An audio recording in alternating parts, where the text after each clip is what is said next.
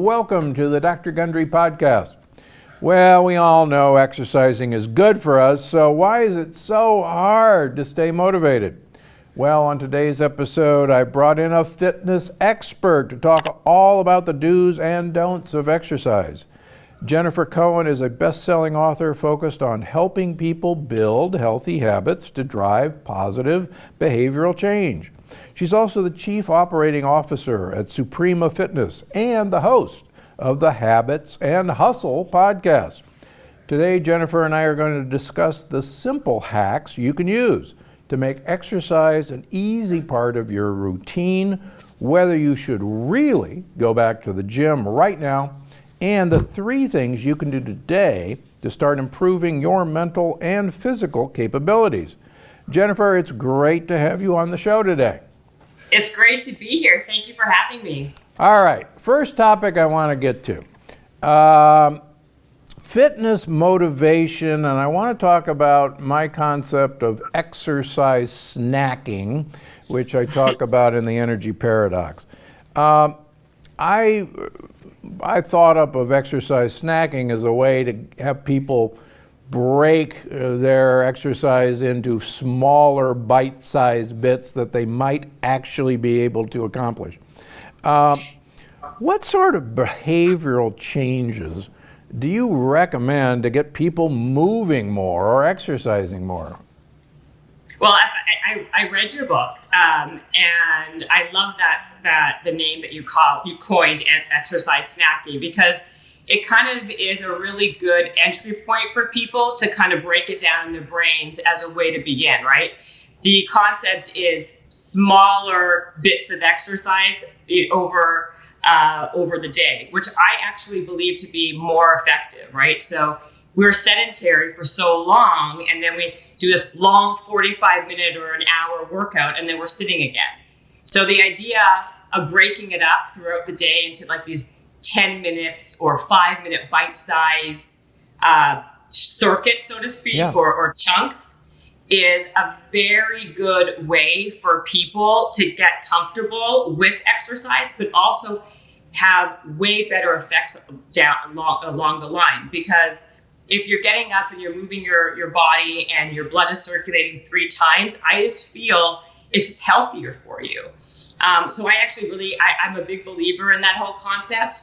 And I think for people who do not like to work out, it's an easier way to kind of take it in and think, okay, you know what, I could do 5 minutes, I can do 10 minutes. It's less daunting and overwhelming than I'm going to now have to work out for an hour to get results, which is not true. You don't need to work out for an hour to get any health results or even physical fitness results. Yeah, that's good to hear from an expert in this.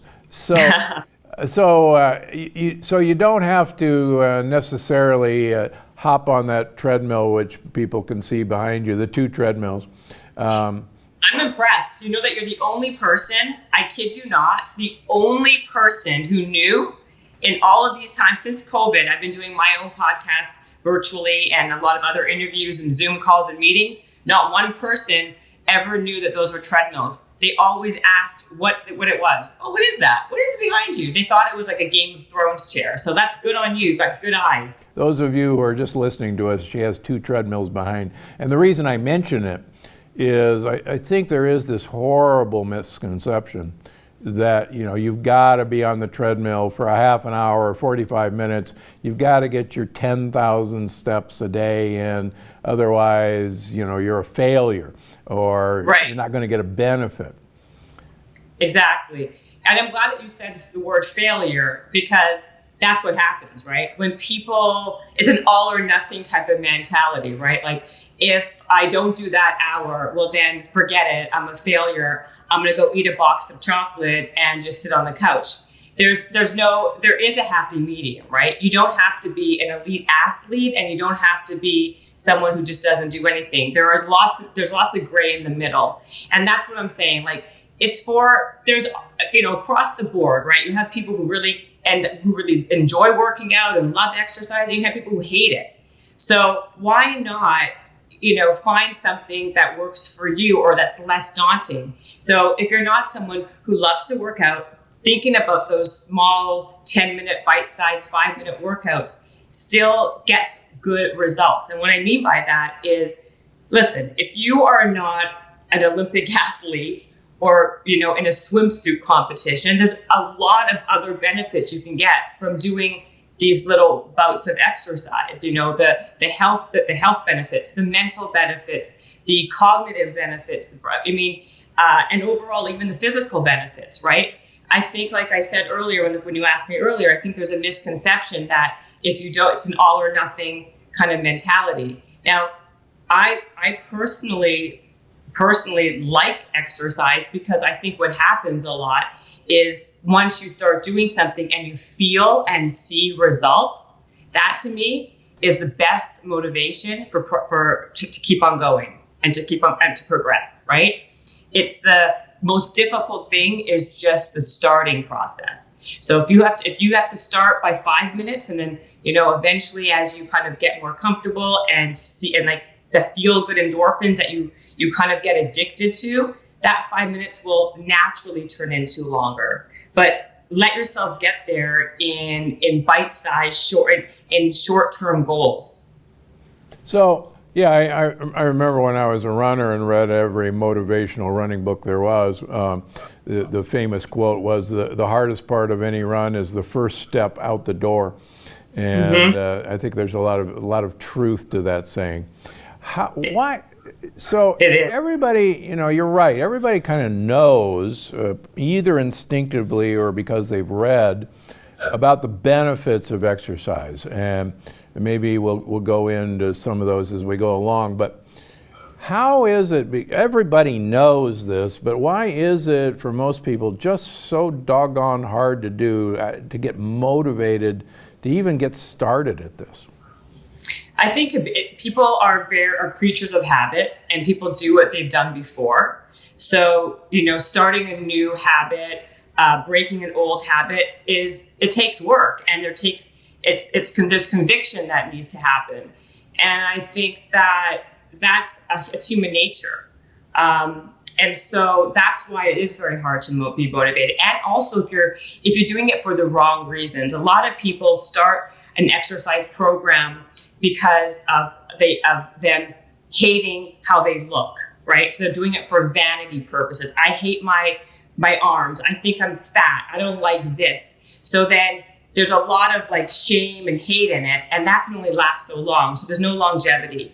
But if you kind of reframe and shift the way you see it as if you're doing something good for yourself, you're taking care of yourself, I feel like that type of reframing and kind of how you kind of position it in your head makes a really big difference in the longevity of your workout and actually you even working out. And again, it's like anything else, right? It's because it's difficult, because it seems daunting. People don't like to do things that they're not good at, right? That's just, again, a part of that's a part of human nature, that's psychology. So it's easy for someone to put that in the back burner and then do things that they are good at or what they like to do. So it's really about retraining your brain, how you see exercise, how you see yourself, why you're exercising. And that helps in the overall, not only your program, but in your overall motivation. But to my point earlier, I think the best motivation is always when you actually see the results and you feel the results. That propels anything, that dominates in any other type of motivation. I think almost a couple years ago, I had a author by the name of Karen Rinaldi who had a book called Suck at Something. And her point, she's a surfer.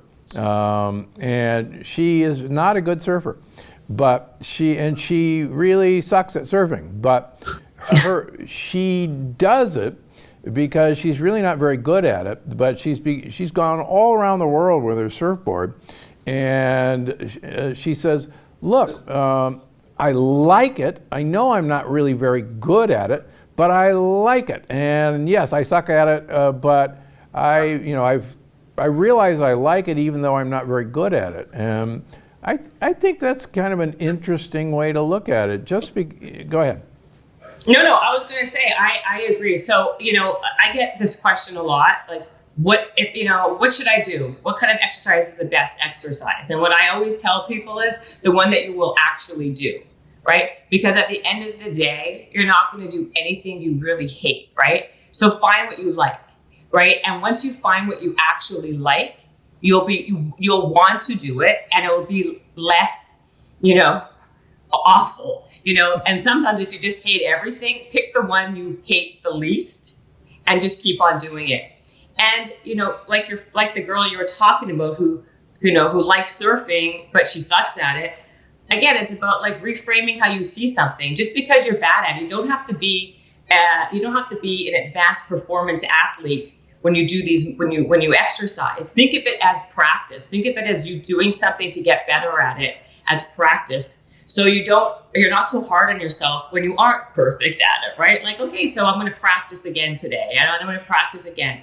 Like anything else in life, right? Anything you want to get better at or get good at, it requires practice. So even if you're trying to be an opera singer or a basketball player or someone who's better at working out, it's all the same. It's just practicing to get better. And I'm a horrible dancer, but I like to dance, right? So I just do that sometimes for a cardio workout just because I want to sweat and I want to just, move my body. Am I good at it?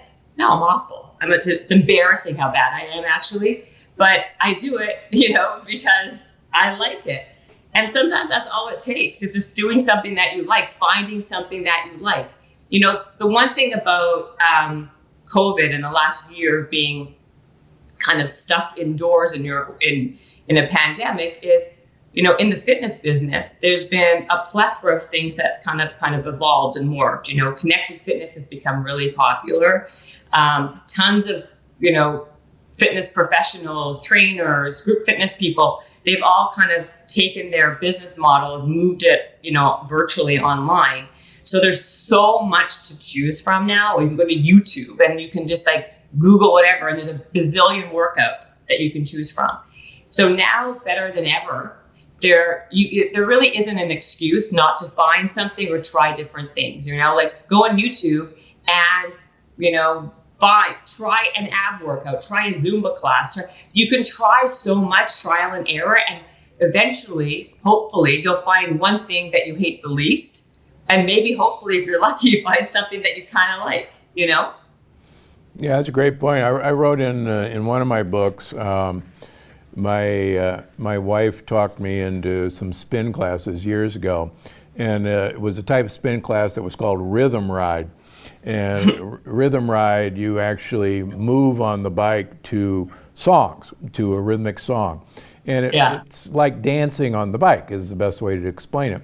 And like you, I'm a horrible dancer. And so my wife was profoundly embarrassed that I couldn't get these moves down on the bike. And she went up to the fitness instructor, Mike, and she said, I just got to apologize for my husband. He's just horrible at this. And just ignore him. And he says, are you kidding? Have you seen the big smile on his face? I don't care what he's doing. He's having a great time. And I eventually did learn how to do it. But that's the point. I really sucked at it. But I was having a great time. And it's actually still one of my favorite exercise experiences, Rhythm Ride in a spin bike.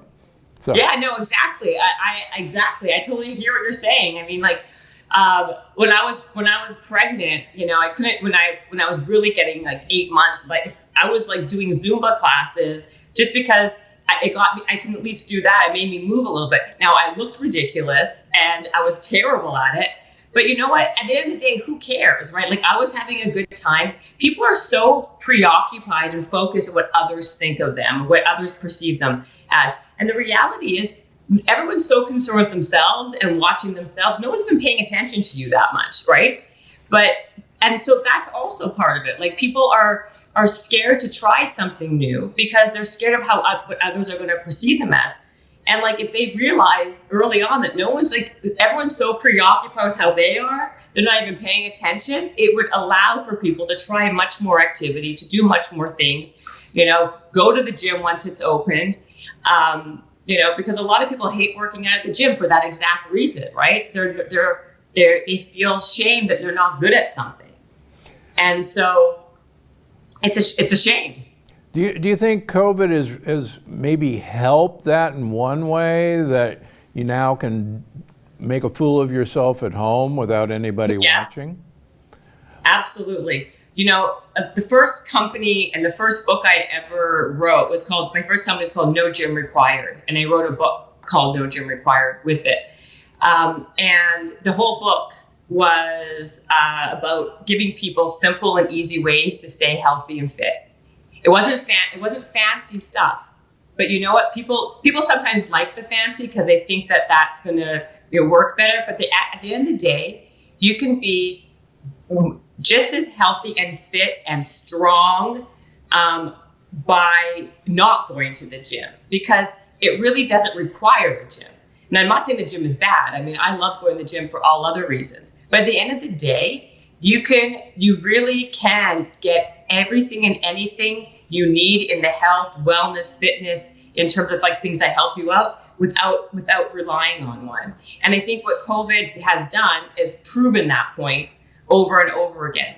And the reality is, going to a gym, that takes a lot of extra time that most of us don't really have, right? Driving to the gym, changing, talking and socializing. By the time you finish that whole rigmarole, you get like 4.5 minutes of exercise and 2 hours of socialization. And you know what I mean? But then you think to yourself, oh, I did something. Now it's so much more efficient and way more effective by working out at home, right? Like I said earlier, by doing that YouTube video or finding whoever you like on whatever fitness person you like and doing their workouts virtually, or there's so many different programs. And the reality is, that doesn't require a gym. And so it's everything from, and you know this, I mean, this is what you do for a living. So much of all of this is diet and what you eat, what you put into your body. Exercise can take you only so far. And then it's basically what you're putting in your mouth that is basically the real driver of all of this back home, right? Right. You can work out till the cows come home, but if you're eating crappy food, it makes no difference. No, that's very true. I still have so many people that say, I've got this amazing exercise routine and I've got, all this great health, and what am I doing with coronary artery disease? Or you're telling me I'm a diabetic and I'm this exercise fanatic? That's impossible. You're wrong. Well, the numbers don't lie, and your angiogram didn't lie. Oh, absolutely. And I hear that too all the time. I think people also don't know what they don't know, right? And they fool themselves into what they're actually putting in their mouths. And so, even with me, they'll be like, oh, you don't understand why I gained 5 pounds. I've been working out like a dog, to your point, every single day, and this is happening. And then they're like, all I had was like a bowl of oatmeal and a blueberry. And then you figure out, well, that whatever that product was, they probably had a portion for 5 people. And that's, you know what I mean? Which is, again, people always underestimate the amount of calories they're eating. They never overestimate, they underestimate it. And they also don't realize how some foods can affect their bodies differently and therefore have all other sorts of other things. So I always tell people a great way to kind of manage and monitor your weight and what you're consuming, because that is 80% of it, is track your food, track your calories. There's tons of apps out there even for free where you can actually track all this. So in real time, you can see what you're doing and then have an educated and you're a place where then you can make actual different choices and tweak your program based on real actual information that's in front of you, as opposed to just guessing. Yeah, it's interesting. Early on, I made people fill out a 2-week food diary, and we gave it we gave it to them to fill out and bring it back. And I still use it every now and then when I have a person who just doesn't quite get it. And I recently gave this 70-year-old woman who's very overweight, I'll be kind, and said, she's diabetic, insulin resistant, and she swears she's doing a keto diet, and she keeps gaining weight. And I said, something's not adding up here. Let's have you do a 2-week food diary. And she said, okay. And I said, I'll meet you back in the office in 2 weeks, we'll go through it. So she comes in, and she hasn't lost any weight. And I said, okay, let's start looking at the food diary. And she said, well, I didn't bring it in. And I said, well, what are you doing here? She said, well, I realized that I was not eating what I was telling you I was eating. And I would just say, oh, well, I ate this, but that doesn't count. And I would, yes, that doesn't count. Or, well, I had a luncheon I had to go to, and that doesn't count. And she said, I'm wasting your time because I realize everything I'm doing doesn't count.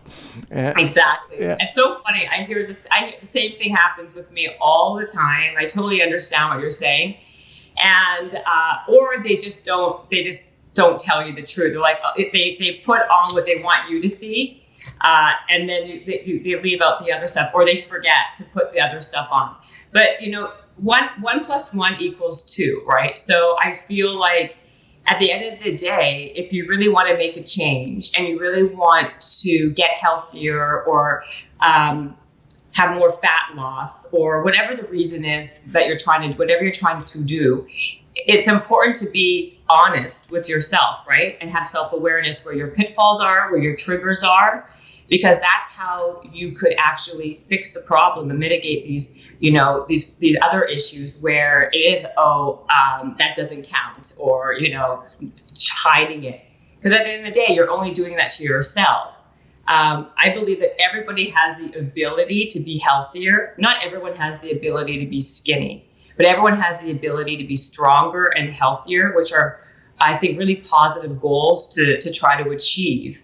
And so if we can shift the messaging from just vanity and body and just overall healthier ways to see it, I think that's also a more positive way to get people to feel more, not just inspired, but feel better about attempting these things.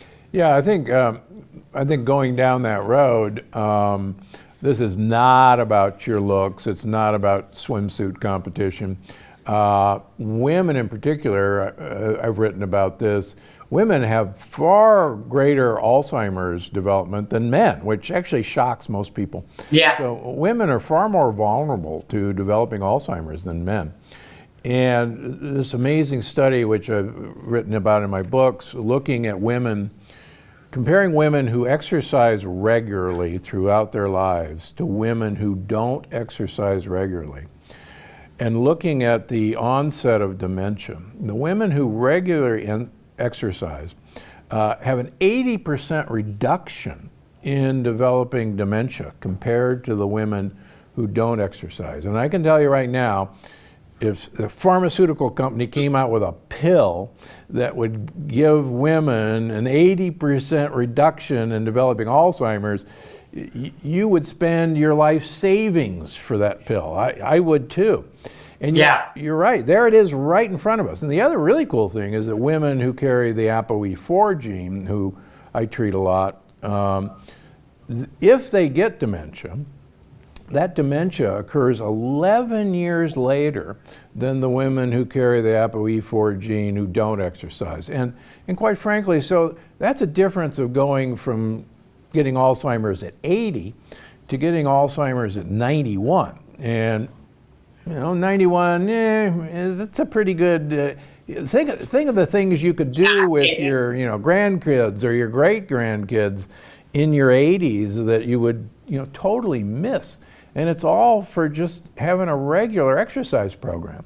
And I totally agree with you. I think so much of this is lifestyle factors that we can all modify and tweak to be healthier, right? Obviously, fitness is a big component of that, as is diet and other environmental factors.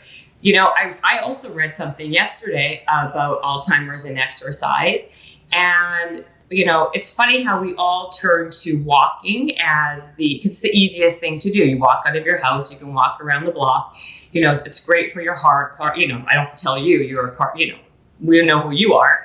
I'm telling a heart doctor about what's good for your heart. But resistance training has been shown to be the most effective way to help prevent or offset any early stage Alzheimer's than even walking, because of all the benefits of that resistance training does. And so I think that's a really, as we age, I think it's really important for women and men, of course, to really kind of integrate the resistance training portion of their fitness or component into their life. Now, I'm not saying you got to go and lift 100-pound dumbbells. You can get resistance training from a lot of different forms. Body weight movements is resistance training, using your own body weight, right? Resistant bands is a great way to do it. Obviously, dumbbells are great. So I think it's so important as you age that those things are really kind of introduced for bone density, and including, there's just on the cognitive level, on the physical level. I can't stress that part enough. Yeah, it's true. And I write in the Energy Paradox that resistant training actually makes a new class of hormones called myokines that are produced in our muscles. And myokines, among other things, go to our brain and actually help stimulate the mitochondria and neurons. And I'll mention something, I think I mentioned it before. I consider Jack LaLanne the godfather of fitness. And I'm old enough to remember my mother watching him in his kind of leotard. And in his later life, I got to know Jack. And he was a consultant at our Arthritis Institute at our hospital. And Jack used to say that there were only 2 exercises for perfect fitness that you could do at home, and that would be a plank and squats, deep knee bends. And he says you actually activate every muscle group there is with those 2 exercises. And and like I write in the Energy Paradox, look, you're brushing your teeth twice a day. Just do deep knee bends while you're brushing your teeth for a couple of minutes, and you can binge watch your favorite Netflix show while doing a plank. Yeah, you're talking my language. I'm telling you, I could not agree with more. That was my whole No Gym Required book was all about these little tips and tricks. And it's so much easier than people want to think it is to integrate these things, right? Because they think of resistance training as going to the gym and being like a meathead and lifting tons of weight. But like you said, brushing your teeth while you do a few body squats, while you're waiting for the water to boil in your kitchen, for tea or whatever, do 10 air squats, do 10, do a plank for 30 seconds. And, of course, Jack LaLanne, I could not agree with him more. I think that the plank and the squat are 2 of the top exercises that you can do for strengthening your body, because it works multiple muscles at the same time. You're holding your own body weight. I mean, I also like push-ups, if you can do push-ups, right? Basic moves, doesn't require any money, doesn't require any gym membership. It requires just a little bit of motivation and determination to do it. And, besides all of this, the thing that you need the most important thing is consistency, right? If you do it one time and then all right, I worked out, I did a couple squats, I don't have to do it again until, next month. It's, you know what I mean? It's moot, pointless. Consistency versus an over intensity every single time. right? Consistency is so much more important than intensity. If you go to the gym and kill it and you're sweating and you're crushing it and you just do that once in a while, it's not even close to as effective. If you just do a little bit, every couple of days, every day, maybe 5-10 minutes, if that's all you want to do, way more effective over time for your longevity. All right, so you're a working mom. How do you get around the fact that I hear all the time? I'm too busy. I've got to get them 27 places. This was pre-COVID, but I'm too busy. I don't have time for myself. I'm only here for my kids. So you obviously don't know me very well, but no, I mean, what do you tell what do you tell everybody? I say no excuses. I think that if something is a priority to you, you make it, it's a non-negotiable. I think everybody should have non-negotiables in their life, and no matter what, they are not going to let that thing slip. Now, in my opinion, and as a working mom who also runs 2 companies and has a podcast, and the list can go on and on. Time is not my friend. However, what I think that's important for people to understand is that energy that you get is not the energy that you put into exercise. The energy that you get out is way more beneficial, because that gives you I have more energy and I'm more productive when I work out versus when I don't. So the days that are the craziest and the most hectic, and I have really no time in my schedule, that is the day I'm going to wake up, 30 minutes early and make sure, no matter what, non-negotiable, I'm going to work out. Because throughout that entire day, I'm much more on point, I'm much more focused, I'm much more alert, I'm much more productive, and I have more energy. So what I think I really would love people, your listeners, to know, and if they don't know this, I mean, people talk about this constantly, right? But working out gives you more energy than if you didn't work out, if you just let yourself get past that hurdle and see for yourself. You don't know what you don't know until you know. And so I really think that's super important. And also, when you take care of yourself, you're so much better to take care of other people, right? Like making yourself a little bit of a priority, and also showing that as kind of a role model. I want my kids to see me exercising. I want them to understand these healthy habits early on, that how important it is for my mental health, your physical health, just them taking care of myself. That's how kids learn, right? They learn from watching you, from watching others. And you want to show them, not just tell them, you want to show them. So I really can. I'm super passionate about this, because I know people use that excuse all the time. I don't have time. But you have time to get your hair, straightened, or to blow dry your hair. You have time to put your makeup on. I'd rather look like hell, like I always do. I don't wear makeup. I wear like my sweaty clothes.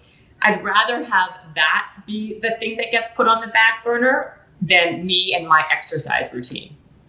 So let me look like crap for you. I don't care, as long as I feel good. Good point. Well, you don't look like crap, so something's working.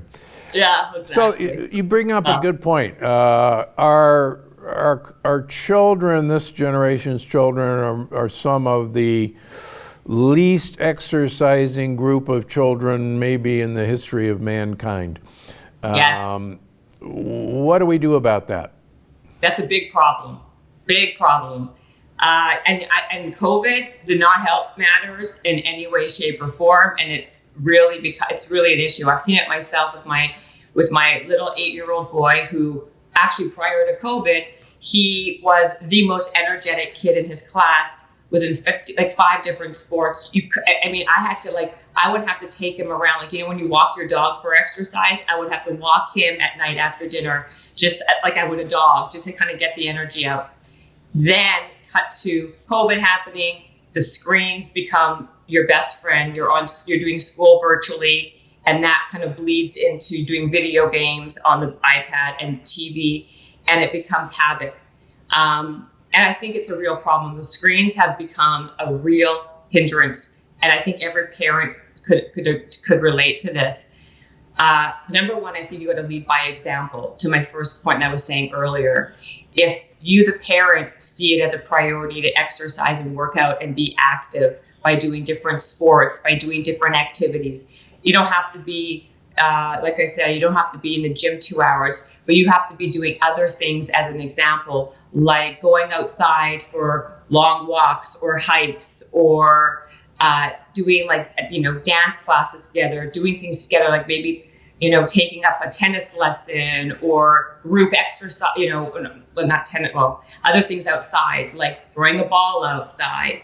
I think leading by example is the number one thing. I think making it somewhat enjoyable, finding, again, activities for them that they could enjoy. Now, I hope that now with things opening up again, the social element is such a critical part where, I should also say bike riding as a family or things like that. Finding activities you can do together help your children see and feel the difference of being active, and limiting the iPad and limiting screen time is so important, because then they kind of have no other choice but to be more active.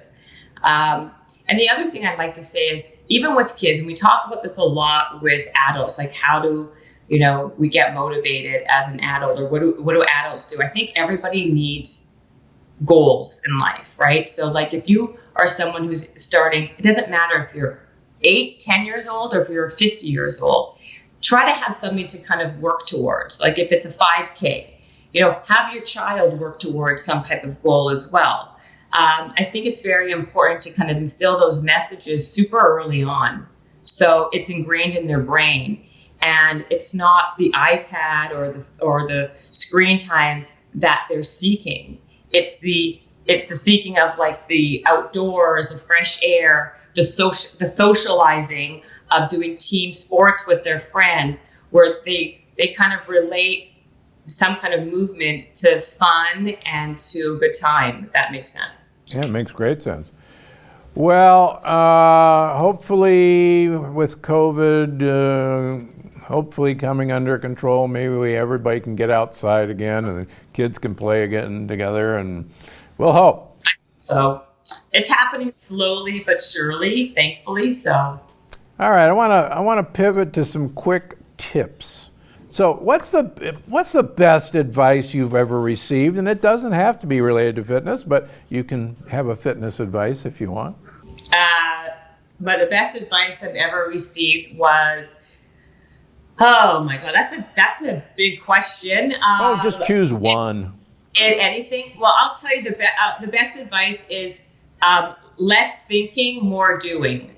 So you can it's like analysis paralysis, right? You can outthink and overthink too much, where they end up doing nothing. I think having the to move more in terms of act more, be it professionally and personally, physically, mentally, whatever, and stop thinking about it. I think that was one and I don't know who told me that, and I instilled that really, really young in my life, and I've never looked back.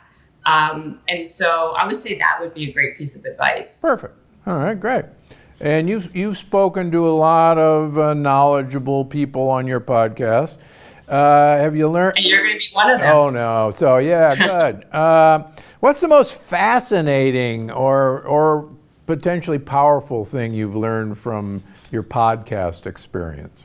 You know what? I don't. The most it's interesting. I wouldn't say there has been one most fascinating, because I think that a lot of people I've spoken with have something about their particular story is fascinating or interesting in different ways. But I will tell you a through line that I've seen a lot is resilience, right? The idea that these people have never, everything that I've seen, and also not just on my podcast, but in life, that all the different people I've met in my personal life and professional life, I think that success doesn't happen overnight. And I think that's it's a fallacy, and it's a fallacy that gets people in trouble. I think that resilience has been the through line, falling down and getting back up again. Perseverance.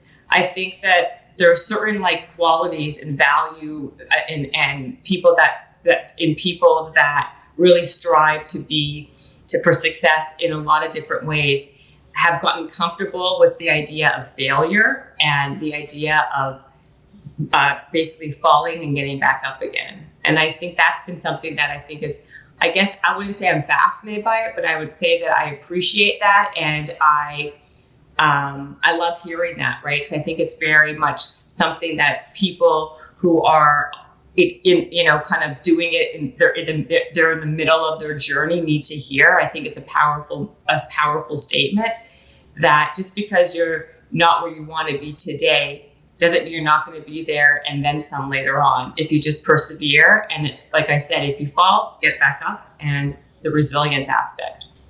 Yeah, I think that's very important. I've interviewed a lot of super old people around the world, figuring out what makes them tick.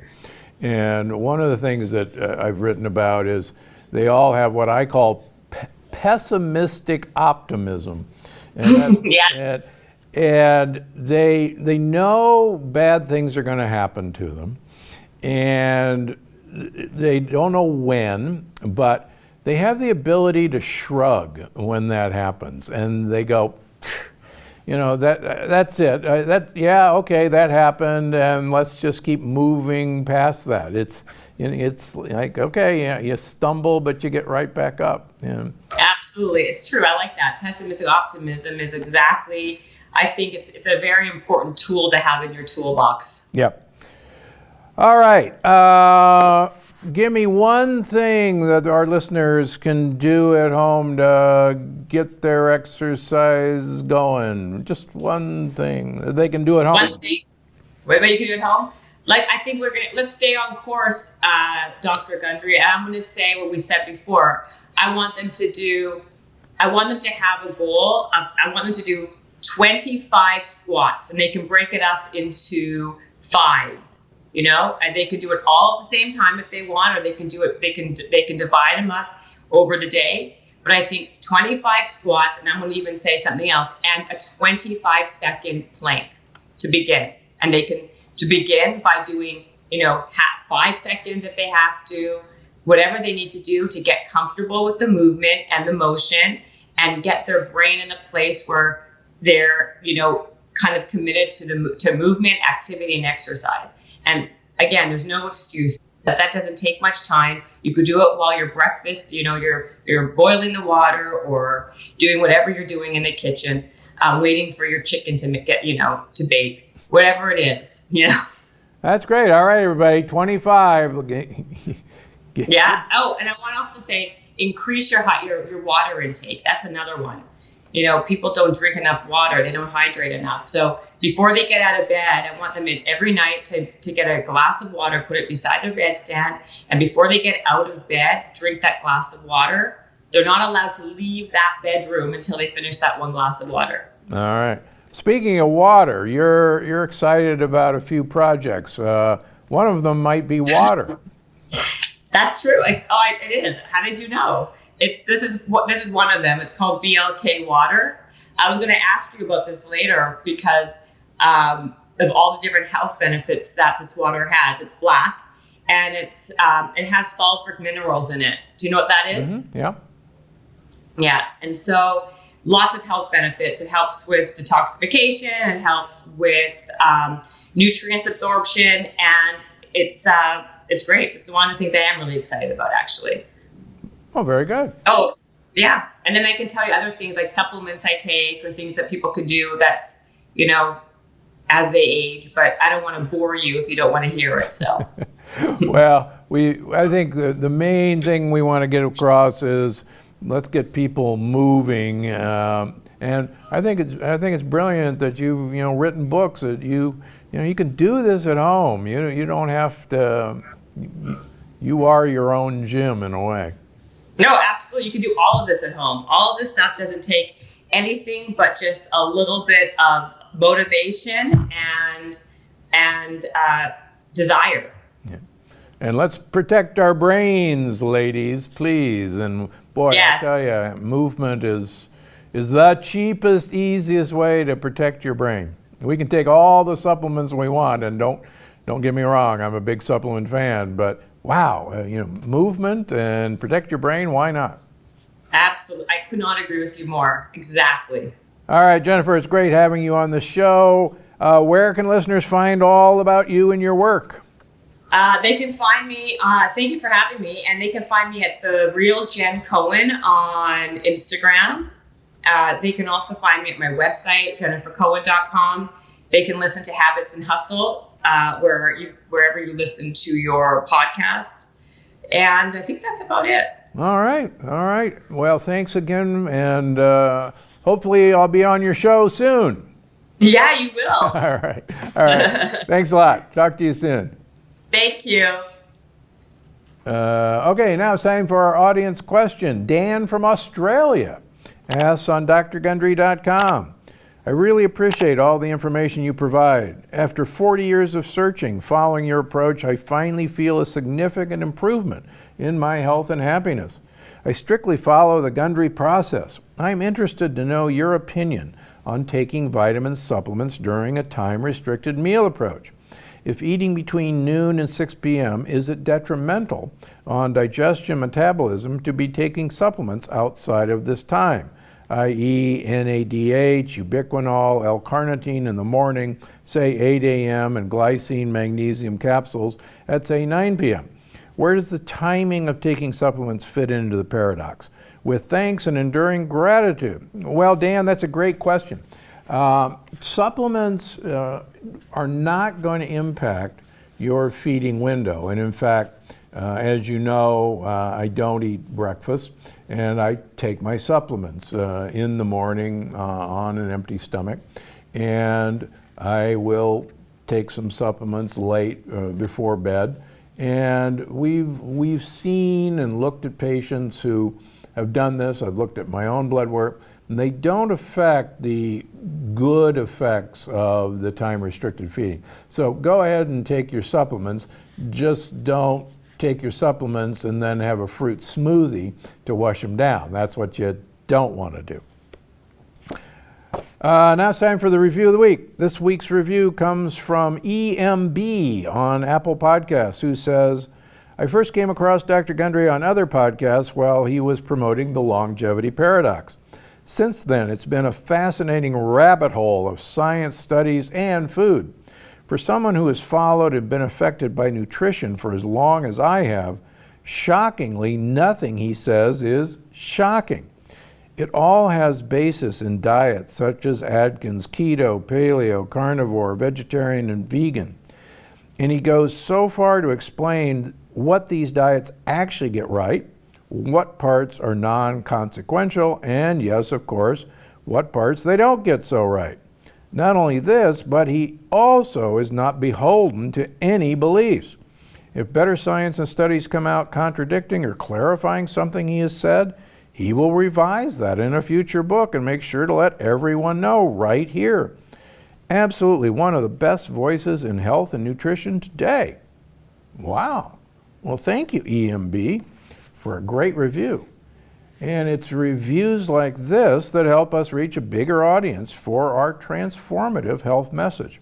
So if you haven't already, please rate and review us on Apple Podcasts.